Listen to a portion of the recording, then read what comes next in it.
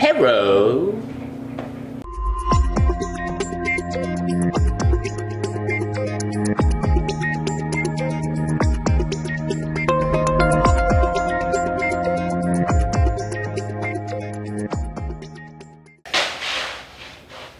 Hey y'all.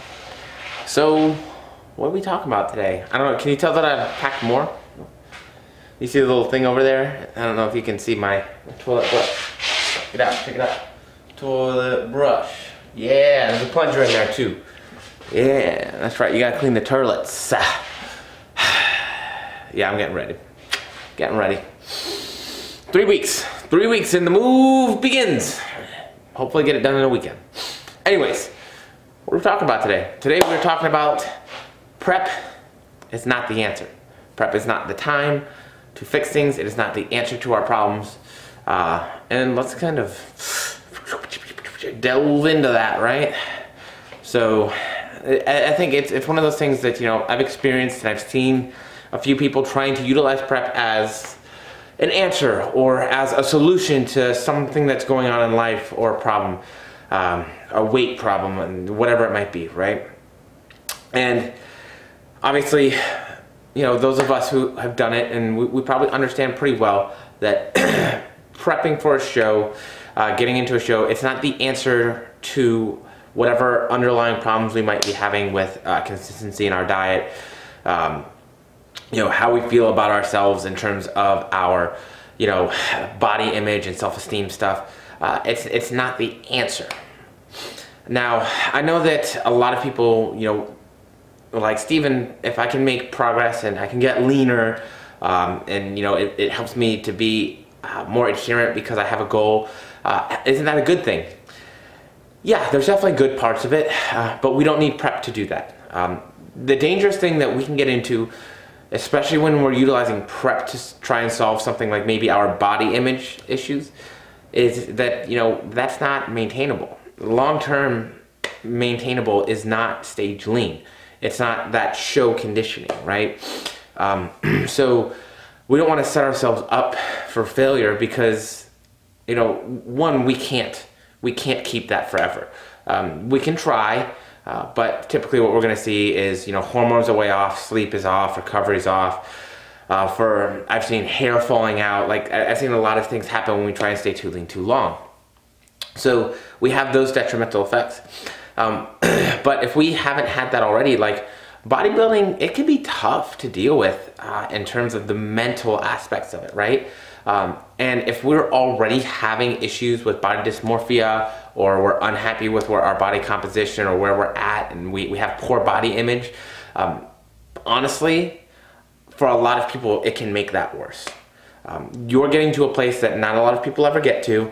We're now setting a new standard for ourselves of what like looks good and what's, you know, acceptable. That can be really, really hard, especially considering that same fact that like it's not maintainable. It's not a long-term thing. It's a very, very short-term kind of thing. And so if we're trying to utilize that to fix the underlying problem, it can actually set us up to be in a worse place, right?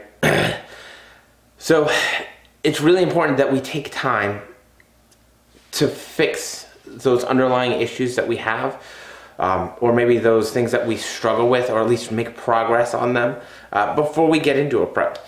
Because prep doesn't make things better. It doesn't fix anything for us. Even if it does give us a temporary fix, it doesn't fix the underlying issues that are causing that, right? Now, what about the eating stuff? Eating stuff, even worse. If we're in binge restrict cycles, typically what we're going to see is if you go into prep, it's only going to make things worse, guys. Gals, peoples, humans. I know that it's for some of us, we're like trying to cling to this idea that it's going to fix it, that it's going to make it better, that it's somehow going to help that underlying psychological condition that's causing the, you know, the inconsistencies with foods, or the stress eating, or the binging, or the restricting, and you know, whatever it might be. There's a million different things out there, and no matter what it is, prep doesn't fix it. what I will tell you guys is this, is prep will most likely make it worse. Prep will most likely get you back to a place where it's hard to have control over that. Prep will most likely make things worse if you don't already have that stuff in order and handled. Now, there are a ton of people who have histories of eating disordered and eating disordered behaviors, and I work with a lot of them. But when we prep, those things have been dealt with. They've seen therapists, they've worked through it, they've gotten a handle on their body image, they've gotten a handle on their eating habits, right? So they've done the work to get through all these things. One of the hardest parts, I think, that a lot of people, you know, and I understand this well, and I think I touched on it a little bit the other day on a podcast with Paul. You know, a lot of people expect me as a coach, or they expect coaches to be able to help them with eating disordered behaviors or body dysmorphia or the things that they have going on in here and in here in terms of how they feel about themselves. But the truth of the matter is, I'm not a therapist. I'm not a psychiatrist. I don't have the schooling. I'm not, like, I can see when things are starting, and I can see maybe, you know, some behavior that's dangerous. But when it comes to helping people to fix those things, you know, even in my best intentions, it's just something I'm not qualified for. If you're having those issues, find somebody that is qualified and competent to talk to help you to work through those issues. I know that it can be hard because it's a lot easier to say, hey, look, let me look at my physical health. That's socially acceptable. I'm gonna hire a coach to help me with my physical health, and hopefully that fixes my mental health, right? Because mental health is kind of shunned. It's kind of like, you know, ooh, you have an eating disorder, what's wrong with you? Ooh, you have depression, what's your problem? Just be happy, as if that's some sort of fix. And I get it, it's not. It's not easy for me to say, what, we'll just stop binge eating, right? That doesn't, thanks, Steven. Thanks, dude, the world has changed. You've opened my eyes. Right? It's not how it goes. It's not that simple. If it was that simple, people wouldn't have the issues, right?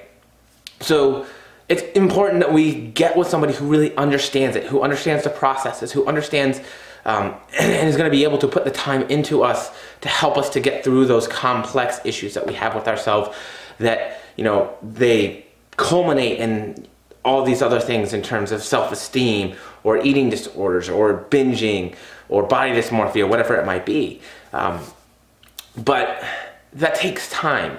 And typically it can take a lot of things away from, you know, dieting, because we have to focus on what's going on in here and here. And a lot of times what I've seen is people who are working through those things, if they start working with me, or it comes up and they start working with someone else, a lot of times they stop dieting. We say, we need to be in maintenance, we need to do this, we need to do that. Some of them, their therapists say, we need to take a break from counting calories, and we need to address some other things first and foremost. And so those are some of the things that I've seen people, you know, do to try and get through there. But again, they're therapists who they're talking to on a regular basis. They're helping them to make the decisions of what is really, you know, what's the proper step to take there. So at the end of the day, guys, I know it's me just blah, blah, blahing and ranting again, but I would encourage you guys, don't look to prep to fix the things that are going on in here, right? We have to take a psychological approach and intervention to psychological issues. We want to make sure that we give them their due and that we approach them with the correct interventions, okay? So that often means seeking out professional help, somebody that's qualified and competent, which would not be an exercise science guy, right? Whereas I would love to be able to help everybody out, I'm not. I can't.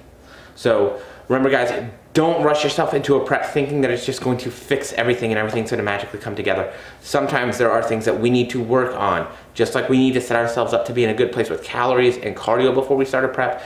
Sometimes we need to take the time to set ourselves up to be in a good headspace before we start a prep.